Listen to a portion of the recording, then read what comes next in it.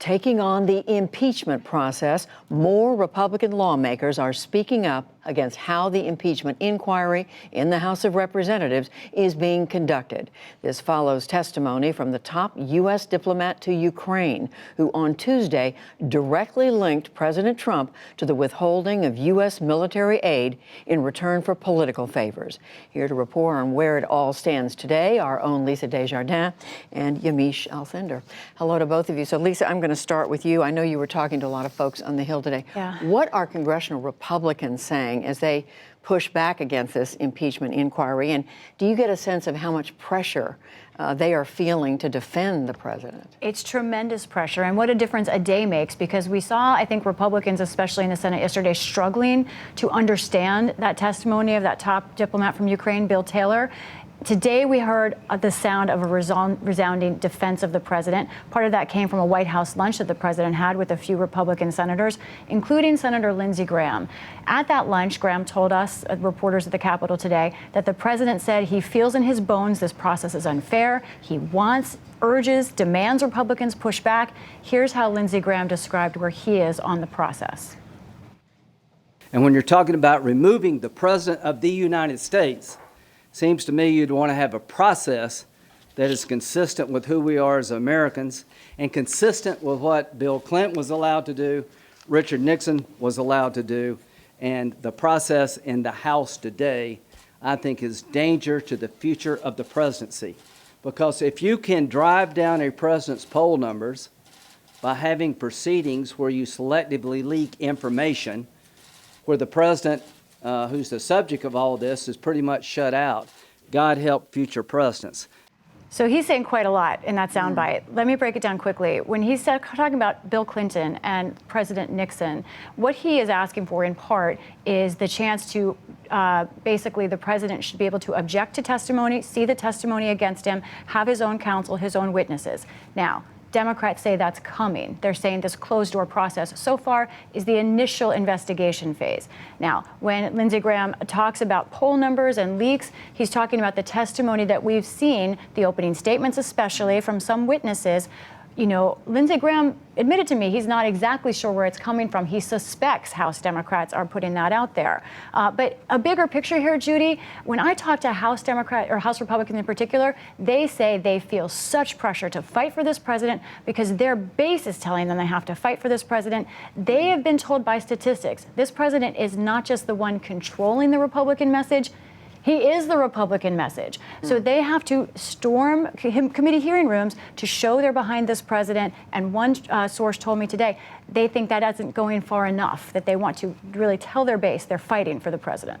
So, Yamiche, you're obviously talking to folks at the White House. Republicans on the Hill feeling pressure from the base, but clearly they're also getting signals from the White House. Well, the White House and President Trump are really pushing Republicans to defend him both privately and publicly. So as Lisa mentioned, there was a lunch at the White House today, and the president was essentially walking Republicans through what he wants them to say about him. He wants them to say that I did nothing wrong. He wants them to make sure that they're making it clear that he feels like the process is flawed. Mick Mulvaney also told lawmakers that the White House is trying to get its plan together on impeachment. So what you see is the White House trying to tell Republicans, we're going to eventually get a handle on this, and please bear with us while we do this.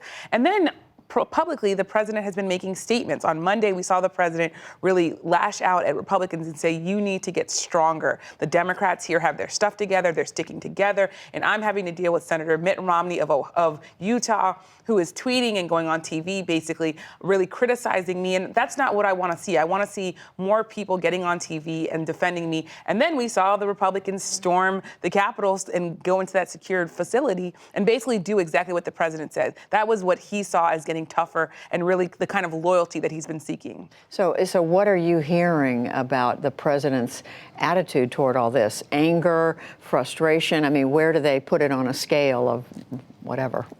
Well, the president is very, very angry about this impeachment inquiry. This issue of Ukraine has really been something that has stuck to this presidency and has been a headline for so long. The last 4 to 5 weeks have been all filled with this. And we've seen this president kind of really go away from all sorts of scandal and controversy. And this one isn't going away in the same way. I also want to walk through kind of the president's own responses to this impeachment inquiry, because it's really something that's been something that we should be beholding. So let's look at what the president has said and what the White House has said. They said at first that there was no pressure applied to Ukraine on this call. Then they said aid was delayed to Ukraine, but that it wasn't about the investigations into the Bidens or into Joe Biden or Hunter Biden. They then said that the aid was tied to the investigations of Democrats, but Ukrainians were unaware of that. And what we've seen is that the White House's responses have really been pushed back and have been proven to be untrue, at least in time after time after time. We've seen with the no pressure campaign, we saw the call where he says, I need you to do me a favor, though. Joe Biden needs to really be investigated. They also said that the aid wasn't delayed because of the Bidens. There have been multiple people, at least, that have come to Capitol Hill to say that aid was tied to the Bidens. And then you have the fact that they say Ukraine wasn't aware. And in fact, there are multiple reports that say Ukraine knew as early as May that the president wanted them to try to really influence the 2020 election. You know, Lindsey Graham was asked about that today, saying the White House has had multiple messages, and he said, you noticed that, huh? So Republicans know. And Lisa, getting back to the process, which is what the Republicans have been focused on, what do we know about how the normal, regular process is for these kinds of investigations compared to what's happening right now? I think this is so important. There is so much spin right now. Let's look at what we know about these closed-door hearings that are going on right now. First of all, right now, Republicans on 3 committees, that's 47 different House Republicans, do have access to all of this testimony if they want. Now, that does include about a dozen of those members who protested yesterday. They didn't need to so-called storm the facility. They had access as it was. Now, most Republicans don't have access, but many do. Democrats say this is a regular practice. They point to a few things, Judy. Let's talk about the Benghazi investigation run by the House Oversight Committee under Republican Trey Gowdy. They also had closed-door hearings like this, and in fact, they kicked out Republicans as well. Lindsey Graham is saying essentially this is higher stakes, and I think this needs to move public sooner. He thinks this is a derailment of the impeachment process, but impeachment is how you define it. And Democrats say they are moving to a public kind of scenario soon. But the pressure, of course, to do that is mounting, and Republicans want to put that pressure on them. They also want to make this process look like a circus, which is one of the reasons they did that yesterday. Democrats are trying to make it look serious. So watch those 2 different dynamics. 2 forces heading in each other's direction. We'll see where this all ends up. Lisa Desjardins, Yamiche Alcindor, thank you both. Thanks.